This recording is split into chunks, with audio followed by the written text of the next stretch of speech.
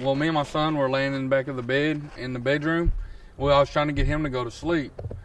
Well, next thing we hear like rain, and then we heard roar, and we both looked at each other, and the next thing we heard was smash. And my instinct was to run back to the back room to check on my mom, you know. And when I went in there, there was trees on my mother. I couldn't do anything. I called 911. All I could do was talk to her, screaming. I was screaming, yelling, making sure she could talk to me the whole time, trying to make sure she stayed conscious through the whole thing. She was trapped. On her bed. She just got out of rehab for a stroke that she had back in August. And you've been taking care of her. Yes, sir. The man in the emergency room said it was like a car wreck. It was bad.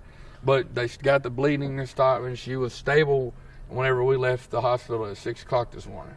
My little niece could have been in the room with her because usually she's in there every weekend. Every weekend my brother has her, she's usually in the bed with my mom. And thank God that it didn't happen like that.